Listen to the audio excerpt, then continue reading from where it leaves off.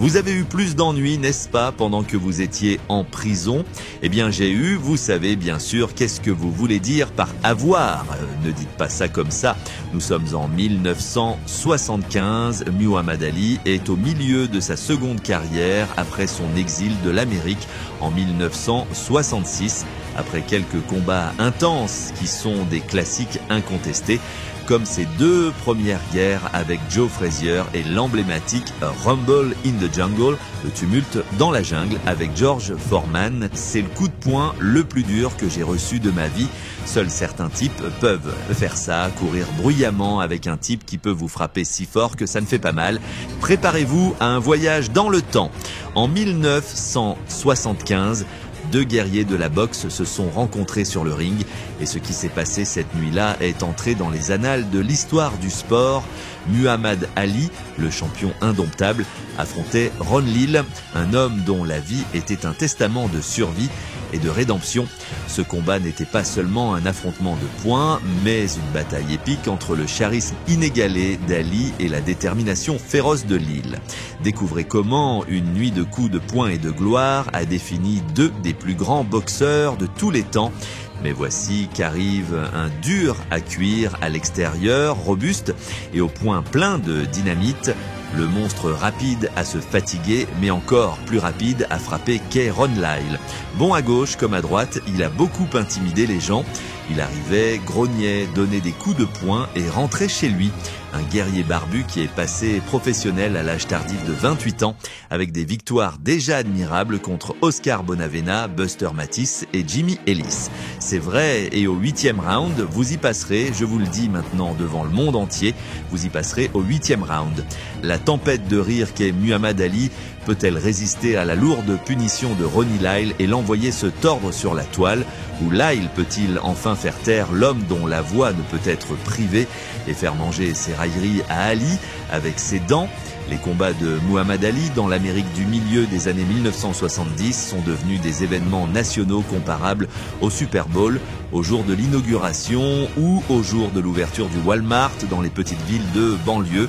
Regardez-moi, je suis plein de confiance, j'arrive à 180 ans, je suis pur et comme le monde entier, j'écoute chaque conférence de presse qui l'accompagne ou chaque poème qu'il a préparé pour se moquer de l'adversaire qu'il affronte. Il n'y a rien de plus excitant que de voir le plus grand au sommet de sa gloire et j'avais l'habitude de prédire qu'il mettrait les gens KO. Pensez-y, les gens ne se battaient pas pour gagner, ils ne voulaient tout simplement pas être mis KO.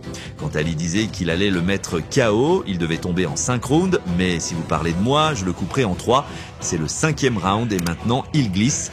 Je pense que ce Muhammad n'a pas la vitesse de déplacement et la condition physique qu'il avait dans les années 60, mais dans ce laps de temps, son menton est passé de bon à excellent, comme l'a montré son combat contre George Foreman.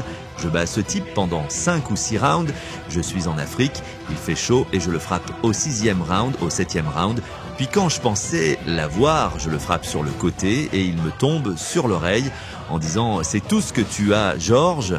Après l'annonce de son combat contre Ron Lyle, Ali est toujours aussi enthousiaste à l'idée d'offrir un nouveau spectacle au monde entier. Le type contre lequel je me bats est en difficulté, il ne peut pas gagner parce que je vais le mettre hors d'état de nuire. C'est quelque chose que j'ai planifié. Ron Lyle a démarré lentement dans la boxe professionnelle avec peu de combats professionnels et encore moins de combats amateurs, mais pour une bonne raison. Mourir 2 fois sur une table d'opération, être poignardé et passer de nombreuses années en prison après avoir participé à la rencontre d'un membre d'un gang rival en invoquant la légitime défense modifie généralement la trajectoire de votre carrière. J'ai survécu dans la jungle, je vis toujours, les gars autour de vous se font poignarder tous les jours pour des cigarettes. J'ai vu des gars se faire jeter de leurs cellules, j'ai vu des gars se faire poignarder sans raison. C'est en 61 que j'ai été impliqué pour la première fois dans une bagarre entre gangs et qu'un type m'a fait attraper et condamné pour homicide involontaire. Oui, Lyle était un combattant froid comme la pierre, mais très inspiré, et il avait beaucoup à prouver sur le ring s'il voulait obtenir un titre. Et comme nous pouvons le voir, il était suffisamment talentueux pour relever un jour le défi face au plus grand poids lourd de son époque, alors que Muhammad Ali est souvent considéré non seulement comme le plus grand poids lourd de tous les temps, mais aussi comme l'un des meilleurs à se battre avec des mots. Beaucoup étaient impatients de voir ce qu'Ali avait à dire sur le lent et humble Ron Lyle dans la préparation du combat. Mais vous allez me voir ce soir prendre littéralement cet homme. Il peut gagner 2 ou 3 rounds dans les 5 premiers, mais après 5 rounds, cet homme sera complètement épuisé. De toute évidence, le champion aborde le combat de ce soir ébranlé et en perte totale de confiance. La nuit du combat est arrivée le 16 mai 1975, et tandis que Lyle tente d'inspirer un peu de la terreur que des hommes comme Sonny Liston et George Foreman avaient obtenu dans les années passées avec un regard froid, le flot régulier de coups de poing d'Ali est une tactique d'effroi plus efficace que n'importe quel regard menaçant ne pourrait jamais espérer l'être. Les deux hommes attendent la cloche et le combat commence enfin. La cloche sonne le premier round, les deux hommes sont au centre du ring. Je n'essaierai pas de le tuer, dit Lyle lors de notre discussion d'avant-combat. Ali se couvre jusqu'à présent. Ali n'a pas donné de coup de poing. Rappelez-vous ce qu'Ali a dit. Il peut gagner 3 des 5 premiers rounds, mais il doit passer le 8e. Ali n'a été plus lourd qu'une seule fois. Il semble qu'un peu de sang coule du nez d'Ali. Le coin d'Ali crie « Attrape-le, champion !» Oh, une rapide main droite d'Ali. Ali avec une droite de tête, le pied gauche devant le pied droit. Ali parle à Lyle, le taquine. Oh, une bonne droite et une gauche rapide d'Ali, ses meilleurs coups de poing de la soirée. Lyle essaie de contrer, il arrive avec la droite. Il ne fait aucun doute que Lyle n'a pas peur de cet homme. Après un meilleur round d'Ali dans le deuxième, Lyle sort avec un nouveau sens de la prudence et de la concentration, alors qu'il travaille sur le jeu de jambes glissant et la garde haute d'Ali, creusant des crochets derrière la garde de Muhammad et gardant un rythme régulier tout en essayant de ne pas fatiguer son réservoir d'essence, tristement célèbre pour son inconsistance. Il ne peut pas utiliser les cordes, c'est la façon de combattre Ron Lyle avec des mouvements pour le briser lentement en le frappant comme Ali le faisait avec une gauche. C'est de loin le meilleur round d'Ali ce soir. Une droite de Lyle, des coups de poing de Lyle. Le 6e round se déroule rapidement. Ali bouge à nouveau, un peu de preuve du 6e round avec Ali qui agit selon son plan de bataille. Après avoir laissé Lyle faire ce qu'il voulait sur le ring pendant 5 rounds, Muhammad montre un peu de son style caractéristique avec un jeu de jambes flashy et des coups d'estoc rapides. Lyle a du mal à suivre le rythme frénétique du grand homme, mais survit au round. Lyle se connecte avec une bonne droite à la tête d'Ali. Je pense que du point de vue de la boxe, c'est un combat intéressant. Ali se couvre alors que Lyle l'attaque.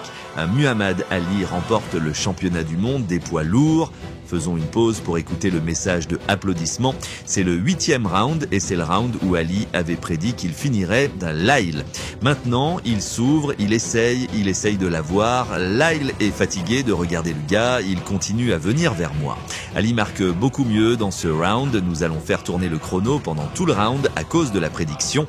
Ali tient Lyle, ils sont pleins de sueur, il ne va pas assommer Ron Lyle. Ali gagne ce round et la foule le sait, elle réagit, applaudissements. Ali l'a blessé au 8e round, Ali a envoyé une bonne gauche. Nous approchons de la fin, après 3 rounds de la magie d'Ali, Lyle revient enfin dans le match au 10e round. Bien qu'il ait réussi à occuper le nez d'Ali au début du combat, Ron a lutté pour obtenir quelque chose de substantiel depuis, mais si sa puissance débilitante ne s'est pas très bien manifestée dans ce combat, son cœur l'a fait et il a réussi à prendre l'avantage sur les cartes de pointage à l'approche du 2e tiers des 15 rounds en direct du Caesars Palace à Las Vegas. L'abandon du lycée de Brooklyn. Hey, il a fait mal à Lyle. Un crochet du gauche affaiblit Lyle. Lyle est en difficulté. Il l'a blessé avec un gauche. Lyle est acculé contre les cordes. 11e round et Ali contrôle la situation. Il vacille cette fois. Lyle est prêt à partir. Regardez ça, le champion, c'est Muhammad Ali, sorti de nulle part. La main gauche le renvoie dans les cordes. Ali est en pleine possession de ses moyens. Le combat est arrêté par l'arbitre Ferdinandez.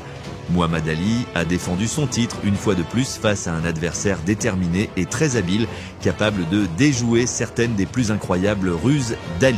Cependant, il s'est effondré devant la plus vieille astuce du livre, flotté comme un papillon et piqué comme une abeille. Alors qu'il se rapproche, le CV de Muhammad se renforce une fois de plus et continue de façonner ce qui est largement considéré comme le meilleur de l'histoire. Nous sommes de retour avec Ron Lyle, le challenger vaincu. Tout d'abord, Ron, il était clair que vous ne pensiez pas que le combat devait être arrêté. Je savais qu'il allait se passer quelque chose parce que je gagnais tous les rounds. Il n'aurait pas pu gagner si le combat avait duré 15 rounds. Il aurait été éliminé. Muhammad défendra son titre 6 fois de plus après cette nuit historique. Au cours d'heures encore plus mémorables que celle-ci, c'est fini. Muhammad Ali a inclus sa clôture des trilogies emblématiques avec Frazier et Norton, ainsi que sa formidable dernière défense contre celui qu'il décrivait comme son adversaire le plus coriace, Ernie Shavers.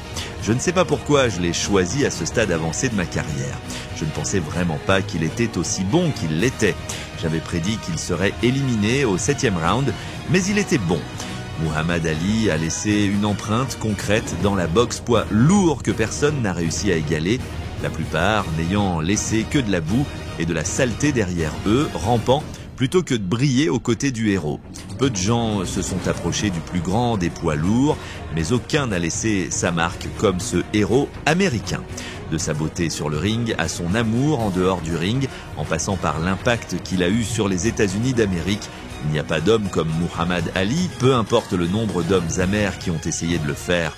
Son histoire ne sera jamais oubliée ou ternie et son avenir brille toujours, même si sa présence physique n'est plus là. Son influence, ses messages et son pouvoir ont changé le monde à un moment où nous en avions besoin. Ce soir, nous rendons hommage au plus grand et lui souhaitons bonne chance, où qu'il réside au paradis.